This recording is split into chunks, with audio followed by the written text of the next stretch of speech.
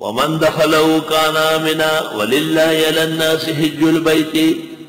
عوام میں مشہور ہے کہ جو عمرہ کر لے حج فرض ہو جاتا ہے. یہ غلط بات ہے، پراپیگنڈا ہے، کوئی حقیقت نہیں.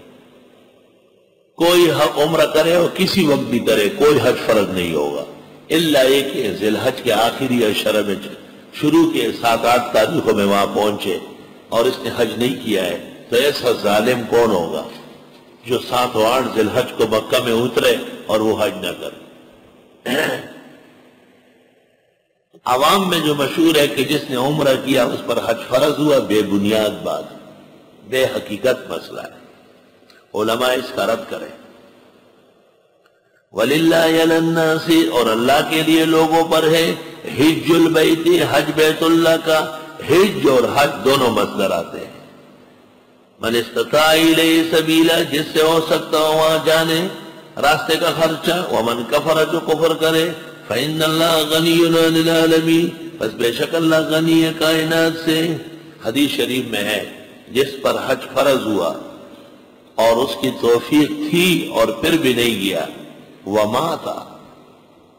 مات یہودیا او نصرانیا او مجوسیا. دوسری روایت میں فلیمت، پس وہ مرے، یہودیا او نصرانیا او مجوسیا. یہودی مرے گا، مجوسی مرے گا، نصرانی، مسلمان نہیں مر سکتا. ہندوستان میں جو 7 سلطنتیں حکومت کر چکی ہے، ہندوستان میں جو 7 سلطنتیں حکومت کر چکی ہے، آخری سلطنت مغلیہ ہے. ان میں سے ایک بادشاہ نے بھی حج نہیں کیا ہے. اس زمانے میں مشکلات بہت تھی اور سال اور 1-2 سال 3 سال آنے جانے میں لگتے تھے. اندیشہ تھا حکومت ختم ہونے کا.